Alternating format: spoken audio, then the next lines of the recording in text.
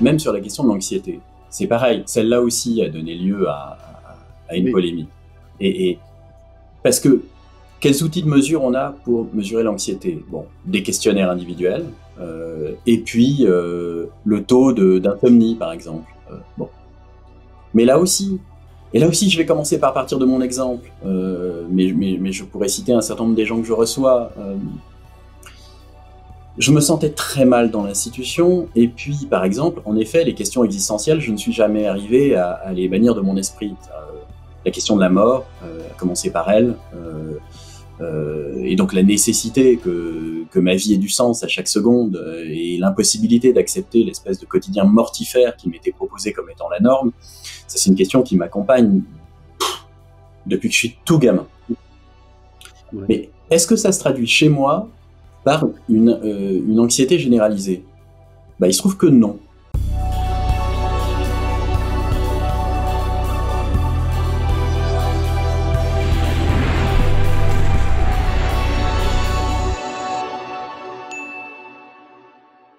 Et bonjour, on se retrouve pour le 9-10e interview de cette chaîne maintenant, où j'essaie volontairement d'avoir des interventions un peu différentes d'une fois sur l'autre, mais à chaque fois, ce qui m'importe, c'est que ça soit des contributions pédagogiques utiles pour vous.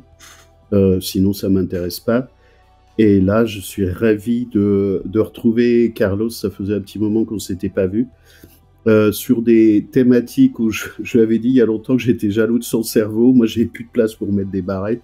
Et lui, il fait ça très bien. Et de son expérience sur le sujet, et ce que je souhaitais là, c'est d'aller chercher les contributions de la philosophie, parce que je trouve qu'il y a quand même beaucoup de choses qui sont ras des pâquerettes, et ça m'énerve beaucoup.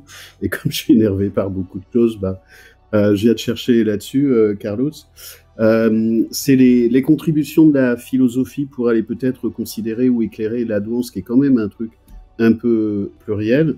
À l'intérieur de ça, la place de la science, je mets des guillemets à la science, j'ai des réserves sur la science ou de la manière dont elle est traitée ou maltraitée. La question anthropologique, parce que pour moi, la douance est un sujet anthropologique plus que psychologique. Je n'exclus pas la psychologie, mais pour moi, il y a un vrai enjeu anthropologique, et te solliciter là-dessus, parce que tu as tous les bagages qui vont avec. Peut-être pour que les gens qui ne connaissent pas, il va bien y avoir encore des nouveaux.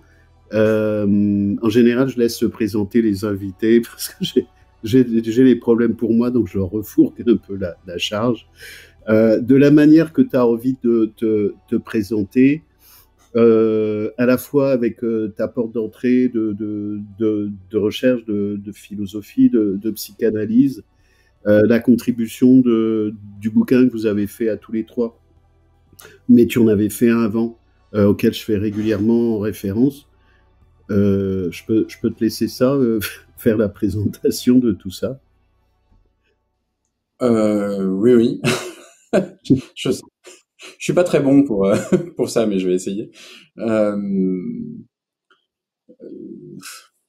je suis pas très bon parce que je crois pas du tout, en général, aux soi-disant expertises sur les domaines de la psyché. Donc je crois pas non plus à mon expertise.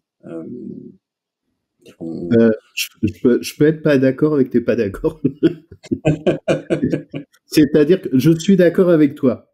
Pour autant, dans le référentiel du monde normal, avec les trucs qui brillent, qui peuvent être des artifices, ça m'apparaît utile, tout en déconstruisant le sujet.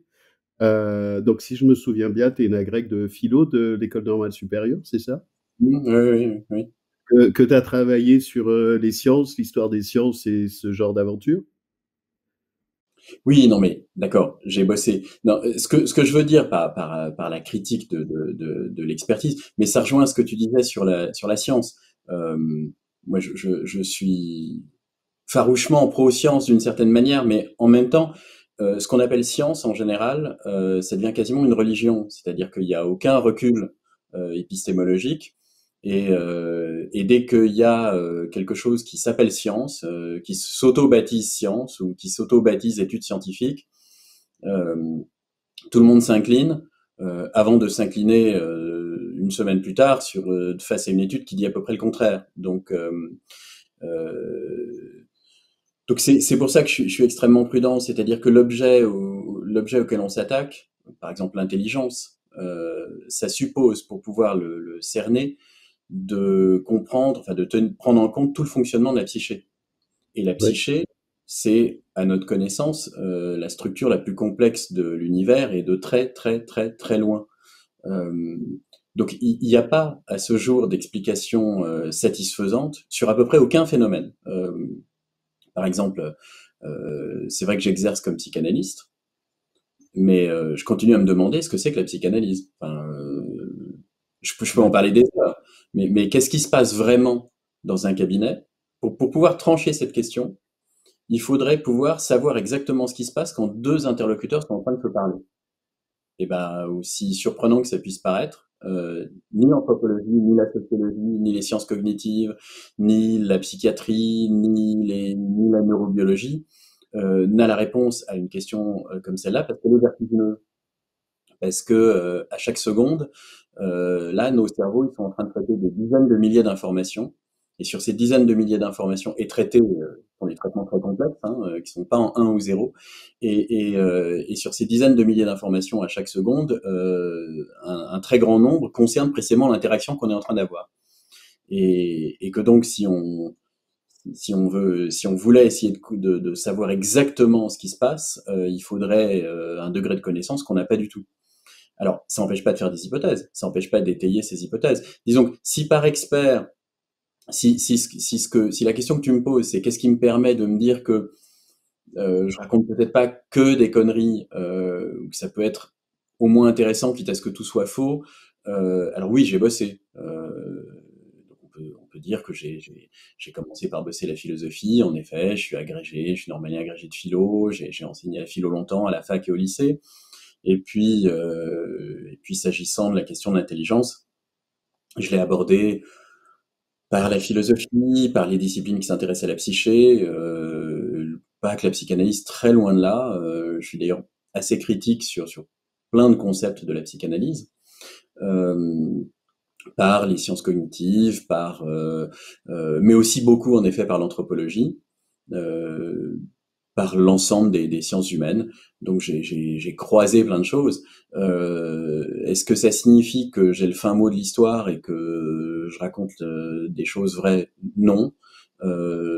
Simplement, bon, ça signifie éventuellement que mes hypothèses sont plus étayées que celles de quelqu'un de lambda et que quitte à ce qu'elles soient fausses, ça vaut le coup d'essayer de les développer pour voir si elles tiennent ou elles tiennent pas. Voilà. Bon.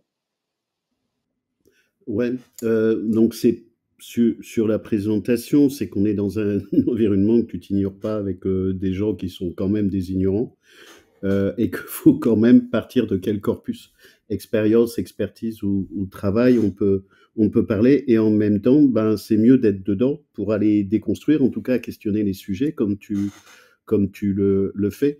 Et si on revient sur la question de l'intelligence, là, tout de suite, maintenant, tu dirais quoi temporairement? Euh, Pardon, mais de toute façon, c'est temporaire, mais en même temps, tout est temporaire, y compris la science, ce que disent certains et ce que disent pas d'autres. Effectivement, c'est une religion et la science d'aujourd'hui. Moi, je suis passionné par les scientifiques, mais pas par tout ce qui émerge de la religion scientifique. Mais si on revient sur l'intelligence. Bah, disons que mon approche, elle a été finalement moins sur l'intelligence que sur la connerie, euh, sur la bêtise. C'est-à-dire que Il y a plus à dire, tu veux dire? euh, au fond, j'ai suivi le fil d'une question qui est une question de mon enfance. Hein, alors j'ai été repéré très tôt, j'avais 2 ans d'avance, j'avais passé des tests. Enfin bon, le mot de l'époque dans les années 70, c'était surdoué. Et de l'intérieur, je voyais bien que j'avais pas de trucs magiques dans les mains et que ce que je faisais était souvent assez simple. Et ce qui me frappait plutôt, c'était le fait que j'étais le seul à le faire, et que les autres avaient l'air d'aborder la plupart des questions avec des œillères ahurissantes, qui semblaient pas compatibles avec d'ailleurs l'intelligence dont ils pouvaient faire preuve à d'autres moments. Donc ça a plus été ça. Qu'est-ce qui fait que la plupart des gens deviennent bêtes à manger du foin si souvent, alors qu'ils le sont pas. Parce que si vraiment ils étaient à ce point incapables de raisonner, ils pourraient même pas survivre. Donc, euh, qu'est-ce qui fait que dans la plupart des lieux, on se rend compte de très vite, très tôt, et c'est même très angoissant parce que justement, si on pouvait le comprendre, ça, si on pouvait comprendre ce qui se passe dans la plupart des réunions de travail ou dans la plupart des échanges où vraiment rien ne se dit, c'est d'une vacuité ahurissante. Et les questions pertinentes, même quand elles sont énormes, sont évitées soigneusement. Mm. Donc, si on pouvait facilement le comprendre et le rationaliser, en se disant, bah oui, non mais c'est parce bon, moi je suis très très intelligent. Par exemple, quand j'ai interagi avec mon chat, je vois bien que l'interaction est à la fois très riche et en même temps, je discute pas de philosophie et ça m'angoisse pas de pas discuter de philosophie avec mon T'as pas chat. essayé? C'est, voilà, c'est très riche comme interaction, hein, mais c'est Ouais. d'un autre type. Bon, c'est pas angoissant. Quand on est en face d'êtres humains dont on voit bien qu'ils ont des cerveaux qui fonctionnent et que tout d'un coup euh, ça se grippe, que ça fonctionne plus du tout et que ça arrive très très souvent, là Ouais. c'est plus stimulant. Donc au fond, cette question d'enfant a laissé place au fil de ma pratique pédagogique puis au fil de mes propres recherches à une question plus fondamentale qui est moins qu'est-ce qui va faire l'habileté logique ou les performances cognitives de tel ou tel cerveau, mais plutôt qu'est-ce qui inhibe chez la plupart des gens le fonctionnement cognitif dans un certain nombre de contextes. Voilà, ça a été ça l'angle d'attaque. Euh, et ça m'a très vite emmené sur un terrain que la question inverse ne permet pas facilement d'appréhender, puisque la plupart des gens qui se posent la question en termes de performance, notamment dans la lignée des sciences cognitives, ne regardent pas tellement, c'est caricatural hein, ce que je dis, mais disons que, parce que il y en a certains qui, dans les sciences cognitives, regardent évidemment les mécanismes d'inhibition, les biais, mais enfin, tout de même, se poser la question en termes de performance invite, surtout quand le paradigme c'est la comparaison entre le cerveau humain et l'ordinateur, invite à se poser les questions en termes de capacité de traitement, de capacité mémorielle, de vitesse de circulation d'informations, d'appareillage. En supposant que certains cerveaux seraient mieux appareillés que d'autres, et ensuite en formulant des hypothèses sur les raisons pour lesquelles l'appareillage est meilleur. Est-ce que c'est génétique? Est-ce que c'est épigénétique? Est-ce que c'est culturel? Bref.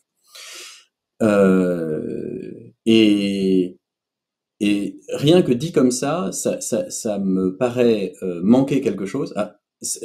Dit comme ça donne des recherches intéressantes. Hein. Je suis pas du tout en train de disqualifier l'ensemble des travaux qui se déroulent dans cette optique.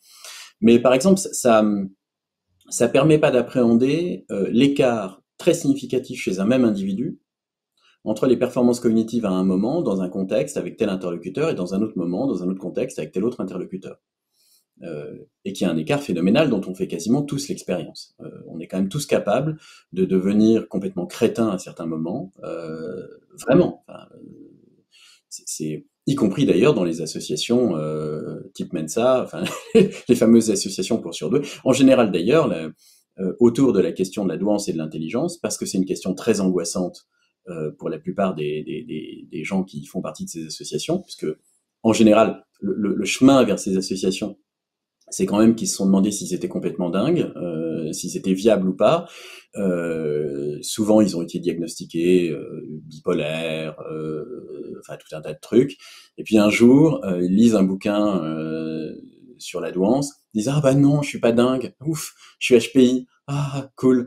Et ils arrivent à une association, pour peu que le test les valide, hurrah, ça y est, ils appartiennent quand même à l'espèce humaine, du bon côté de cette espèce humaine, et ils sont très soulagés. Et je me moque pas, l'angoisse qui est là et le soulagement que ça apporte, Pour ils beaucoup, sont oui. immenses.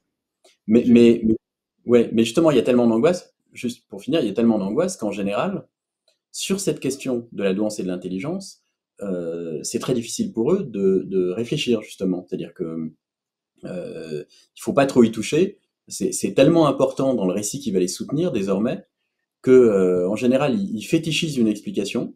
Alors certains fétichisent mes hypothèses. Hein. Il y a des Tinochiens qui tout d'un coup s'emparent de quelques concepts et les annonnent comme d'autres vont aller chercher chez Gauvry ou dans les sciences cognitives, etc. Enfin bon, et dès qu'ils ont une explication à peu près satisfaisante, ils la verrouillent, ils s'en interrogent pas du tout les fondements, les fragilités, les incohérences, y compris les incohérences de mes propres hypothèses. Il y en a plein. Hein. Enfin, il y a plein de points de fragilité. C'est, c'est, euh, et ils deviennent assez crétins, et ça donne des discussions consternantes au sein même des associations de fameux surdoués. Bon, donc exemple de sous-performance ou d'inhibition mise en place dans un contexte, en l'occurrence un contexte assez savoureux. J'ai une question tout à l'heure. Tu parlais de la reconnaissance ou de la compréhension en creux, non pas de l'intelligence ou de la bêtise ou de la sous-performance, mais je pense que dans le travail que vous avez fait tous les trois de votre dernier livre, en attendant le prochain, Les surdoués et les autres pensaient l'écart, avec Sandrine et Philippe, je trouve que vous amenez quand même beaucoup de contributions de compréhension intrapsychique, neurotypique, du décalage. Je trouve que c'est vraiment une approche de haut niveau pour aller comprendre ce qu'on peut trouver aussi en psychosociologie, comment des gens, je pense et je continue à penser, sauf à ce qu'on m'explique le contraire, que c'est un certain nombre de gens qui se disent surdoués sont surperformants et sont surdoués neurotypiques. Et tant qu'on n'aura pas dissocié, en termes de cartographie, pas en termes d'opposition, les surdoués typiques ou les surdoués atypiques, je pense qu'ils fonctionnent pas du tout de la même manière et que les études, pour rester générique, en particulier en français, parlent des surdoués neurotypiques, ça parle d'une performance scolaire, donc ils vont être organisés sur leur fonctionnement neurocognitif, en mode neurocognitif, ce qui est pas la même chose, en mode typique, ce qui est pas la même chose qu'en mode atypique, et que c'est plutôt une question de performance, ce dont tu parlais, mais tout ce qui va être les imbrications sociales, psychosociales, de l'environnement, plus l'ego à l'intérieur de ça, parce que c'est quand même l'ego qui fout le bordel, il vient totalement dénaturer des capacités scolaires, et il n'y a pas les ressources, je ne sais pas si c'est intelligible ce que je raconte, euh, mais il n'y a pas des ressources qu'on va trouver chez les atypiques. Les deux ont des capacités différentes, indépendamment d'avoir 130 ou pas, mais ça ne produit pas les mêmes rapports au monde, les mêmes retours, les mêmes interactions. Chez Mensa, on va trouver tout type de population, y compris effectivement des personnes qui sont en grande souffrance et qui s'accrochent à ça pour survivre de manière assez compensatoire, à Mensa ou ailleurs. Et je trouve que il y a dans cette sphère un gros boulgui-boulga de choses de nature différente. Il ne s'agit pas d'opposer les gens, hein, comme toi, je peux me faire emmerder, mais ça, c'est inhérent aux gens qui font pas de la soupe. Mais je m'en fous. Mais je pense qu'il y a des distinctions à avoir pour aider les gens. Après, si ça touche des égos, des froissements ou autre, ben, ça concerne ceux qui les vivent. Mais c'est pas du tout l'intention. Et je pense qu'il y a des enjeux de clarification qui sont pas très très présents aujourd'hui. On a beaucoup de confusion, avec beaucoup de gens perdus et avec des mots pour moi qui sont confusants. Tu vois, quand je parle de triangle dramatique, on confond l'intelligence, la douance et le QI. Enfin, ça n'a juste rien à voir. Sur l'histoire du QI depuis un siècle et l'instrumentalisation qui en a été faite, et comment la science, parce que la science c'est plein de choses différentes, comment elle vient être utilisée, comment elle contribue, mais comment elle aussi elle se sert sur le sujet. Parce qu'en gros, la science, c'est comme la douance, ça n'existait pas, hein, c'est juste des gens derrière. Donc, Bah, je te mets tout bah, ça en paquet. ce que tu racontes met en jeu déjà une question épistémologique assez importante, qui est la question de ce qui est mesurable et ce qui l'est pas, et de ce qu'on appelle une mesure. Parce que la science, elle existe par la mesure. Bon. En même temps, c'est pas du tout la même chose quand tu montes une expérience en physique, en mécanique classique, et que tu mesures des phénomènes sur lesquels un ou deux paramètres seulement sont pertinents, et que tu peux mesurer exactement parce que les interactions causales, tu peux les maîtriser. Mhm.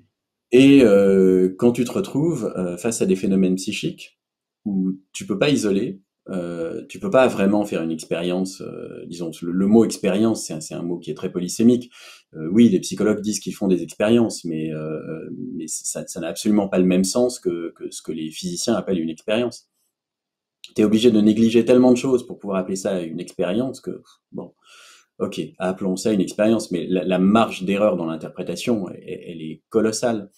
Et donc, il y a un certain nombre de phénomènes qu'il est très difficile de mesurer, parce que déjà dans la mesure, ça t'oblige à négliger tellement de choses. Euh, c'est vrai, par exemple, c'est l'un des problèmes de l'anthropologie aujourd'hui, parce que pour se prétendre scientifique, par exemple, aujourd'hui, pour justement rentrer dans les critères de la mesure, qui sont les critères nécessaires dans les publications aujourd'hui, dans les revues internationales, il faut du quantitatif. Bon.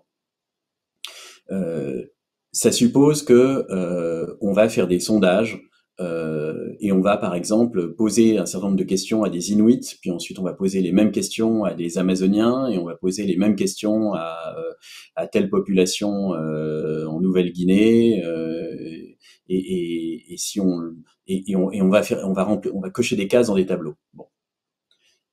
Le problème, c'est que les termes mêmes de la question qu'on va poser, je sais pas, l'autorité par exemple, l'État, le chef, sont des termes tellement flous que ils prennent un sens complètement différent d'une communauté à l'autre. Donc, si on néglige cette différence, qu'est-ce qu'on est en train de faire? Enfin, on est en train de faire une espèce de caricature où finalement on colporte son propre modèle conceptuel et on écrase totalement les singularités de chaque culture. Ce qui fait que un certain nombre d'anthropologues aujourd'hui en viennent à l'idée que le travail le plus scientifique, c'est plutôt la monographie, c'est plutôt le fait d'aller vivre pendant des années avec une communauté et d'essayer de décrire l'interaction qu'on a eue avec elle, et qu'au fond, c'est bien plus rigoureux, ça, que toutes les quantifications qui débouchent sur des théories universelles anthropologiques, qui au fond en disent beaucoup plus sur l'idéologie de celui qui les a construites que sur la réalité des cultures qui ont été soi-disant étudiées. Bon. Je vais te donner un exemple simple.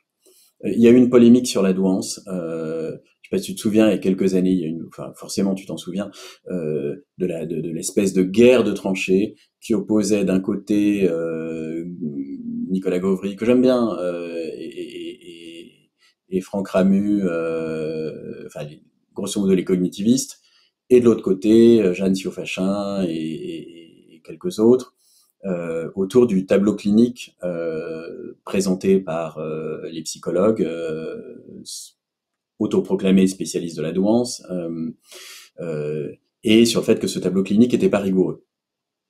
Et ben, les critiques des cognitivistes, elles étaient justifiées. Le problème, c'est l'interprétation qu'ils en ont fait.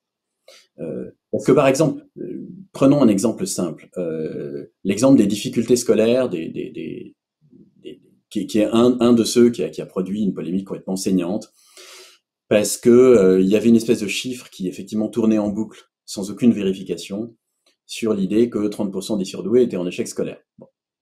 Ce qui, c'est 30%, c'était quand même un chiffre assez suffisant pour alarmer et pour dire bah oui, il y a donc un vrai problème, l'institution dysfonctionne, il faut créer des classes spécialisées, il faut créer des écoles spécialisées, bon. Et puis effectivement derrière, il y a des intérêts sonnants et trébuchants, il y a des intérêts en termes de qui va avoir l'oreille du ministre, qui va avancer ses pions. Donc que, que les cogniticiens arrivent et disent, bon attendez, on va compter. Ce que vous appelez surdoué, alors si on compte, il faut bien un critère. Donc en effet, si on compte, on est obligé de prendre un critère, et le seul critère pour l'instant qui existe, c'est le QI. Bon, donc bon, on va déjà décider que la douance, ça n'est que le QI. Enfin, c'est alors un seuil qu'on va fixer à 125, à 130, à 135, à 215 si on veut, mais bon, enfin voilà, on va fixer un seuil et on va prendre des populations assez étendues et on va compter. Et pour l'échec scolaire, qu'est-ce qu'on va compter? On va compter le taux de redoublement ou le taux de réussite au bac ou ce genre de choses. Bon. Et on arrive à montrer que bah non, le chiffre de 30% est pas du tout valable et que même en moyenne, ceux qui ont plus de 130 réussissent plutôt mieux à l'école que ceux qui ont moins de 130. Et jusque-là, je suis d'accord avec la critique, c'est-à-dire jusque-là, bon, c'est assez bien étayé, sauf que l'interprétation qu'on est faite, c'est d'un côté, puisque la seule chose qu'on peut mesurer, il y a deux postulats. Il y a, première chose, puisque ce qu'on peut mesurer, c'est seulement le QI, tout autre phénomène que le QI est nul et non avenu, et ne nous intéresse pas. Bon, ce qui est déjà un bug. Ce qui est déjà un premier postulat qui va pas de soi. Bon, parce que en effet, il y a beaucoup de réalités humaines quand on fait des sciences humaines qui sont pas facilement définissables et mesurables rigoureusement. Et pourtant, il faut pouvoir en parler parce que sinon, on parle de quasiment rien. Bon, donc, premier point. Deuxième point, ça suppose que le deuxième point de l'interprétation, c'est ils réussissent mieux, donc il y a rien en moyenne, donc il y a rien à investiguer là-dedans. Il n'y a pas de décalage. Quand il y a un décalage avec l'institution scolaire, quand il y a un problème avec l'institution scolaire, pour tel individu qui est par ailleurs surdoué, ça n'a rien à voir avec sa douance. C'est parce que il a des problèmes psychologiques autres. Bon. Et alors, c'est là qu'il y a un biais interprétatif terrible. Alors, je suis particulièrement sensible à celui-là parce que il me concerne de près. Moi, j'avais 2 ans d'avance. Je suis normalien agrégé de philosophie et j'ai fait mes études secondaires à Louis le Grand. Sur le papier, je suis un surpris qui a réussi ses études. C'est une bonne gueule. C'est une bonne gueule, hein. J'étais forcément un très bon élève. Voilà. Sauf que pas du tout. C'est-à-dire que j'ai failli redoubler chaque année. Je me suis fait virer un nombre incalculable de fois, non seulement de cours, mais j'ai été viré de ma cagne quelques semaines avant d'avoir le concours parce que j'allais pas en cours, parce que j'étais incapable d'aller en cours. Que ça a été un long parcours extrêmement douloureux, mais même j'ai jamais eu les félicitations, j'ai eu une fois les encouragements. Miraculeusement, il y a un trimestre de quatrième où les profs se sont mis d'accord pour pas m'incendier au conseil. C'est arrivé une fois, j'ai eu l'encouragement, merveilleux. Je me suis fait démolir tout au long de mes études, et je l'ai très mal vécu. Alors oui, bien sûr, il se trouve que le soutien familial dont j'ai bénéficié, et bien sûr, sans doute aussi, un certain positionnement cognitif, m'a permis de passer entre les mailles du filet. J'ai mis en place des stratégies qui m'ont permis, malgré tout, de faire les études que j'ai faites. Est-ce que ça signifie que j'étais adapté à l'institution? Pas du tout. Ou alors il faut revisiter le terme adaptation. Donc et je suis loin d'être un cas isolé. Je ne cesse de recevoir dans mon cabinet des gens qui sont concernés par cette question et dont même ceux qui sont super diplômés ont très mal vécu la relation à l'institution. Pas tous, hein, il y en a quelques-uns qui l'ont bien vécu, mais enfin, j'en reçois quand même beaucoup qui l'ont très mal vécu et qui sont des survivants et dont l'écart vis-à-vis de l'institution s'articulait quand même assez nettement à cet écart plus général qui est pas seulement un écart d'intelligence. Bon. Alors, c'est pas facilement mesurable, en effet. Il n'en reste pas moins que est-ce que on décide parce qu'on n'a pas les moyens de compter plus finement, parce que c'est ça au fond le problème avec les statistiques, c'est que c'est un outil très grossier. On sait calculer une moyenne, on sait calculer un écart type, une variance, et puis et puis on peut faire un questionnaire. Par exemple, les problèmes de sociabilité, c'est pareil. Comment on compte les problèmes de sociabilité? En nombre d'amis? Y a pas en nombre de personnes que le gamin a le jour de son anniversaire autour de lui pour souffler ses bougies. Y a pas tellement d'autres possibilités si on veut vraiment compter. Or, il y a des gens qui ont beaucoup d'amis et qui ont en même temps des problèmes de sociabilité terribles parce qu'ils sont obligés de faire des efforts immenses pour quand même supporter la sociabilité mise en place. Ils se sentent quand même très inadaptés, même si de fait, ils vont à plein de fêtes. C'est pas facilement comptable. Donc, est-ce qu'on décide que toutes les réalités qu'on peut pas compter et mesurer et faire rentrer dans un tableau statistique, elles n'existent pas, et on les disqualifie? Bah, ça a un coût énorme. Donc dans cette polémique, finalement, il y avait d'un côté, au fond, ceux qui faisaient leur beurre en colportant un chiffre de 30% alors, qui faisaient leur beurre. J'exagère parce que il y a aussi des gens qui, très honnêtement, dans leur travail clinique, s'apercevaient bien du fait qu'il y avait un lien entre certaines souffrances. Mais évidemment. Qui, jour après jour, en recevant des gamins et des adultes concernés par la douance, voyaient bien qu'il y avait un lien entre certaines souffrances, certaines angoisses, certaines difficultés et la douance. Et très honnêtement, ont essayé d'extrapoler ce lien. Alors de manière pas rigoureuse, oui, certes, mais là où la critique des autres est une forfaiture intellectuelle, c'est que normalement, si tu es rigoureux, quand tu critiques une interprétation, la seule chose que tu peux dire, c'est votre modèle en l'état est mal construit. Tu peux pas dire il est faux. Tu peux dire il est mal construit. Votre argument est mal construit. Voilà. Mais des deux côtés, il est mal construit. Parce que la difficulté, objectivement, si on quitte les devantures et les vitrines, on sait très bien que quelque part, pour moi, il y a une arnaque. C'est-à-dire qu'on jouerait avec des boîtes de conserve, c'est pas grave. Sauf qu'on joue avec des gens qui sont globalement instrumentalisés. En même temps, comme on me dit souvent, on me dit, mais tu sais, on n'a que ça. Ben, je suis d'accord, il n'y a que ça. Comment on va résoudre ce dilemme? Je ne sais pas, mais on voit bien que le QI n'est pas suffisant pour aller représenter la réalité. Évidemment que les surdoués sont beaucoup plus anxieux. Enfin, il n'y a pas besoin de. Tu sais, c'est un peu comme est-ce que l'eau ça mouille, est-ce que le feu ça brûle? Ben, tu vois, il n'y a pas besoin de faire de calcul. Mais je pense que sur la question de l'anxiété, par exemple, ou de la question scolaire, je reviens sur mon point du bug initial. Selon que tu es neurotypique ou neuroatypique, le rapport, si tu étais neurotypique, je pense que tu aurais eu le même parcours et tu n'aurais pas eu les mêmes problèmes. Et je pense que sur les mêmes parcours, sur les mêmes histoires, en termes d'anxiété, de décalage ou autre, évidemment que ce que je dis est grossier, mais je remets une carte qui n'est jamais traitée. Cette carte n'est jamais utilisée. Tu vois, justement, même sur la question de l'anxiété, c'est pareil. Celle-là aussi a donné lieu à une Oui. polémique. Et parce que quels outils de mesure on a pour mesurer l'anxiété? Bon, des questionnaires individuels, et puis le taux d'insomnie, par exemple. Bon, mais là aussi, et là aussi, je vais commencer par partir de mon exemple, mais je pourrais citer un certain nombre des gens que je reçois. Je me sentais très mal dans l'institution, et puis, par exemple, en effet, les questions existentielles, je ne suis jamais arrivé à les bannir de mon esprit.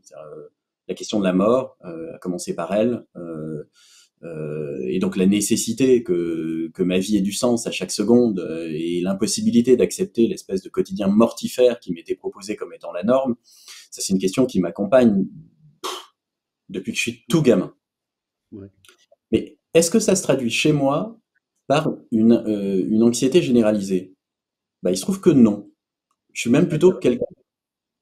Je suis même plutôt. Oui. Non, vas-y, je te laisse terminer. Bah, je suis même quelqu'un de pas très angoissé, c'est-à-dire que c'est pas facilement mesurable. C'est-à-dire que je me suis toujours très bien endormi. J'ai pas insomniaque. D'une certaine manière, ma dépression, ce que j'appelle ma dépression, c'est-à-dire c'est la possibilité de la chute. Je ne l'ai pas actualisé dans mon existence en des épisodes dépressifs graves ou vraiment repérables comme tels médicalement. Et en même temps, le vertige de ce moment où le sens s'effondre, il m'accompagne chaque jour, quasiment à chaque moment. Mais je ne rentre pas dans le tableau clinique de la personne anxieuse. Euh, et, et, et or, et là c'est un peu le fil des hypothèses que j'ai développées dans mes bouquins, il me paraît évident que les capacités cognitives que j'ai pu développer, elles sont très liées précisément à la prégnance de ces questionnements existentiels et à l'incapacité de les traiter seulement en me confortant par les récits collectifs qui me sont proposés, les normes et les modèles de vie qui me sont proposés. Dans tout ce que je fais, j'ai besoin d'essayer de trouver un sens qui soit le mien, et j'ai besoin de creuser. Bon. Ce qui évidemment me rend beaucoup plus actif. Euh, pour autant, en effet, ça débouche pas sur quelque chose que cliniquement on pourrait facilement repérer comme de l'anxiété.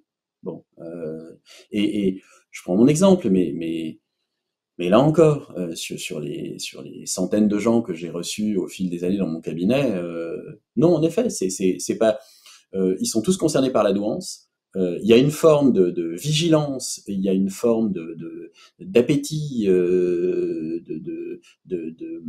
de volatilité finalement de l'esprit, d'acuité des questionnements et de présence des angoisses existentielles qui leur est commune. Mais pour autant, j'ai reçu des gens qui le vivent de manière plutôt très bonhomme, très calme, d'autres extrêmement anxieuses.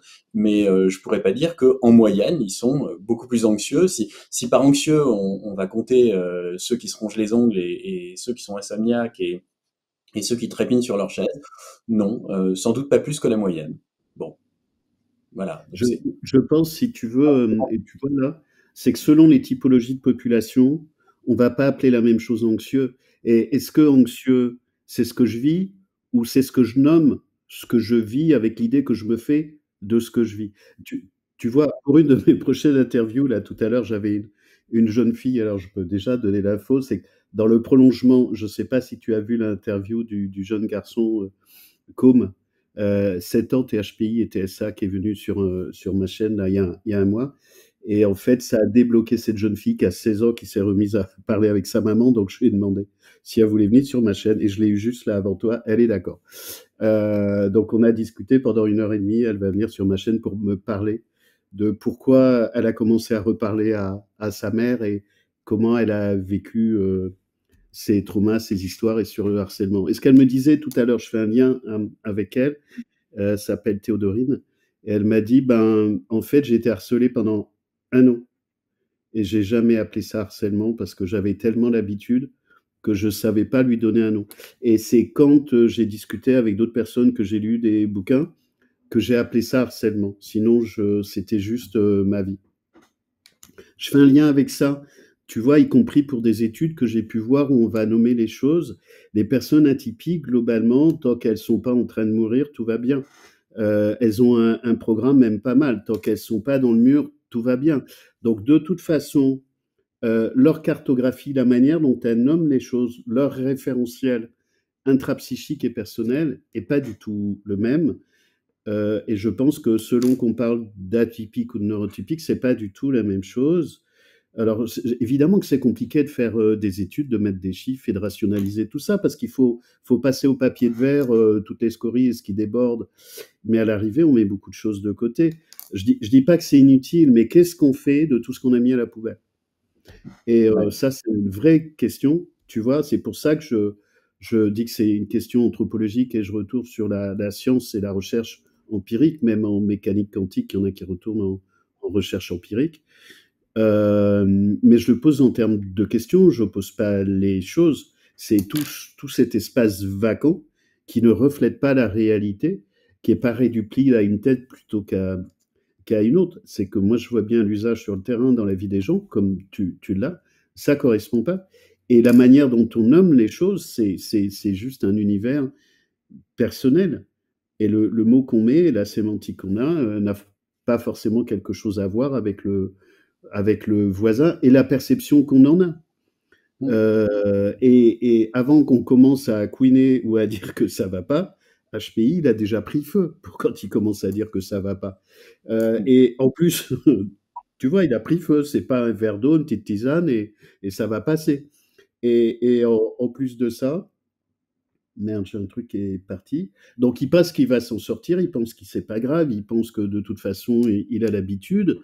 Mais la connexion avec lui-même, et on l'a un peu plus avec des personnes autistes, qui n'ont pas la perception. Il y a quelques jours, il y a quelqu'un qui m'a dit, je peux être en hiver avec un t-shirt, en été avec un pull à col roulé. En termes de perception de ce que je ressens, au regard de mon propre étalonnage de moi ou moi avec mon système familial, qui va aussi être un interface qui floute, ou qu'est-ce que disent les autres. Pour moi, il y a un vrai sujet. J'ai pas la réponse, j'ai plus l'état des problèmes. Et à l'arrivée, des gens qui sont perdus parce qu'ils lisent des livres, ils voient des études. Ah, j'ai retrouvé ce que je voulais dire. Et ils disent, mais c'est quoi ce truc-là? En plus, vous n'êtes pas d'accord. Donc, quand on n'est pas d'accord dans le monde normal, c'est celui qui a des barrettes et des étoiles qui a raison, tu vois. Ça, c'est le monde normal. Sous prétexte qu'il aurait des barrettes et des raisons. Et qu'est-ce qu'on voit aujourd'hui? C'est que tout ce qui sort de la norme, parce qu'il y a vraiment un enjeu, et le QI il parle aussi de comment ce test, depuis un siècle, a été instrumentalisé en termes de déficit mental, de triage social, de triage ethnique, d'utilisation politique du test de QI. Pas en termes d'intention, hein, mais en termes de détournement. Et qu'est-ce qu'on peut commencer à entendre aujourd'hui? Bah, tout ce qui bouge, qui déborde, qui marche pas droit, c'est pathologique. Bah, de toute façon, un des problèmes du test de QI, ça j'en ai déjà parlé, mais c'est qu'il est employé la plupart du temps d'une manière qui est, là encore, épistémologiquement totalement aberrante.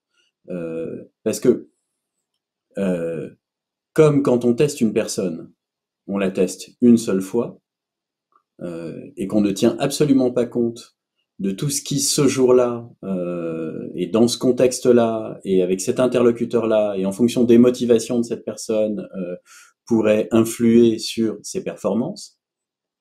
C'est comme si, mais prends même un très bon tennisman. Est-ce que ça a du sens de le juger sur un match? C'est fou. Ouais. Même les mecs qui sont soi-disant des machines, je parle même de ceux qui soi-disant résistent hyper bien à la pression, hein, les mecs qui sont dans les 100 premiers mondiaux. Pour arriver à être dans les 100 premiers mondiaux, faut quand même avoir fait un nombre de compètes depuis le plus jeune âge impressionnant. Soi-disant, Ouais. ce sont des machines. Or, ils sont capables d'un set à l'autre, dans le même match, de changer leur performance du tout au tout. C'est ça qui fait que d'ailleurs, il y a du suspense, parce qu'ils vont être complètement à la ramasse, ils vont tout louper, et puis tout d'un coup, ils vont se mettre à tout réussir. Bon. Donc évidemment que pour juger un tennisman, c'est sur des mois, et encore même, c'est sur des années, parce que s'il n'a pas le moral, il peut aussi pendant des mois être complètement nul. Agassi, qui a été premier mondial, il s'est traîné aussi à la, je sais pas combien, à la 1000e place, quand il était un peu déprimé pendant 2 ou 3 ans, avant de redevenir premier mondial. Donc c'est une évidence, ça, que la performance, elle est extrêmement sensible chez l'être humain à énormément de choses contextuelles. Donc le test de QI pour juger des performances d'un individu n'aurait de sens que si on le lui faisait passer, je sais pas moi, 50 fois sur plusieurs années d'écart. Donc en l'état, il n'a de sens que sur des grandes populations. C'est-à-dire que la seule validité scientifique du test de QI, c'est de dire que, par exemple, si on veut essayer de savoir si, je sais pas moi, justement, dans des critères racistes, ou alors est-ce que les blonds, voilà, pour prendre un truc basique, au sein d'une même culture, voilà, on veut savoir si par exemple les blonds sont plus intelligents que les bruns. Bon, et on prend des blonds et des bruns d'un même pays, d'une même culture, d'un même milieu social. Bon. Alors effectivement, si on prend 5000 blonds, 5000 bruns et qu'on leur fait passer les tests de QI, là, ça a une vraie validité. Parce que sans doute, au bout d'un moment, ça va se lisser et on ne trouvera pas d'écart significatif. Pour des grands nombres, ça a du sens. Et encore, c'est bien au sein d'une même culture, parce que c'est compte tenu du fait que les items et les questions présentées, elles comportent des enjeux symboliques, elles vont pas mobiliser les mêmes choses chez des individus qui sont pas du même milieu social, ou qui sont pas des mêmes populations, ou qui sont pas qui ont pas le même bagage culturel. Donc voilà, c'est pour le très grand nombre, et dans certaines circonstances. Tu, Alors tu le sais test qu'il y en a un, Il y en a un qui a joué à ça, il s'est fait attaquer, c'est Richard Lynn. Et Richard Lynn, il a étudié les tests de QI sur les populations et les races. Mm. Et c'est un mec qui est surdiplômé, qui fait un travail très approfondi, sauf que c'était inconcevable. Enfin, c'est pas feng shui, quoi. Mm. Si tu le fais, tu publies pas. Et puis à l'arrivée, bah, ça va juste stigmatiser des choses qui sont pas d'actualité. C'est que ça peut aussi produire ça. Il l'a fait pour les femmes aussi. Enfin, moi, je l'ai réutilisé sur mes journées femmes surdouées, avec des distinctions. L'écart type, par exemple, il le met à 14,5 au lieu de 15, mais on est en psychométrie. En gros, c'est un truc, c'est un truc de chercheur. Les gens, à l'arrivée, ils s'en foutent. Globalement, ils veulent juste avoir des solutions dans leur vie. Il y a aussi ça, le décalage. À la fois, la recherche, c'est intéressant, et les outils de la recherche, c'est intéressant, et les méthodos de la recherche, c'est intéressant. Pour autant qu'on puisse critiquer la recherche, ce qui est normalement le sujet. Mais tout le monde ne partage pas ce sujet. C'est-à-dire que tu as le droit d'aimer la recherche, mais tu n'as pas le droit d'avoir un avis de chercheur sur la recherche. Parce que enfin, on voit bien, même les chercheurs disent, bah, enfin, ceux qui sont honnêtes, j'entends, hein, ils disent que bah, jusque-là, on sait, et puis dans 5 ans, dans 10 ans, dans 20 ans, on va remettre ça tout en question. Et c'est délicat, je trouve, la question de la recherche, parce qu'à la fois, moi, je trouve ça passionnant, et en même temps, il faut bien reconnaître que ça laisse des pans de gens de côté. C'est-à-dire qu'elle peut s'intéresser plus à elle qu'aux autres, la recherche. En général, les chercheurs vraiment bons sont très prudents. Tu vois, ça me fait penser à ce qui s'était passé un jour dans j'étais invité à une sorte de table ronde publique. Enfin, on était 3 intervenants sur la question de la douance, dans une salle où il y avait, je sais pas, quelques dizaines de personnes dans le public. Et c'est vrai que les 2 autres qui parlaient avec moi avançaient des choses de manière assez dogmatique, assez catégorique. Et au bout d'un moment, il y a dans la salle quelqu'un qui intervient, qui avait un certain âge, je sais pas si c'était à la retraite ou tout juste, qui dit d'ailleurs sur un ton très bonhomme, très sympathique, qui dit c'est très intéressant ce que vous dites. Bon, mais ce qui me laisse un peu perplexe, c'est que bon, moi j'ai travaillé pendant 40 ans comme psychiatre. Et au cours de mon travail, j'en suis venu progressivement à la conclusion évidente que les concepts dont je me servais étaient extrêmement fragiles, et que fallait sans doute être beaucoup plus prudent que ça. Et donc de vous entendre parler avec autant d'assurance du concept d'HPI, ça me laisse un peu perplexe. Bon, alors j'étais ravi évidemment. Je dis bah oui, bien sûr. C'est ouf. Enfin, bah, bien sûr. Et commençons par être humbles. Commençons par ne pas méconnaître la fragilité des arguments qu'on est en train de monter, des expériences qu'on est en train de mettre en place. Et c'est ça le problème avec la recherche, c'est qu'il y a une telle course à la publication, il y a une telle course au prestige, il y a un tel fantasme de maîtrise, il y a que du coup, très souvent, ça donne lieu à des affirmations péremptoires qui, dès que tu regardes un petit peu les coulisses, tu dis mais c'est de la forfaiture pure et simple.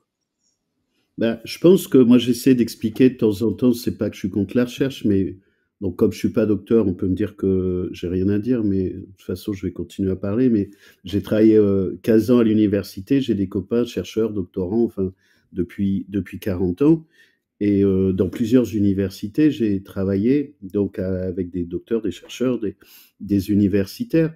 Mais on voit bien, j'ai commencé il y a très très longtemps. Aujourd'hui, il y a plus de pognon, ils ont besoin de bouffer. J'ai des amis doctorants qui sont au SMIC, c'est dégueulasse. Tu vois, tu as des bacs plus 10 qui bouffent pas.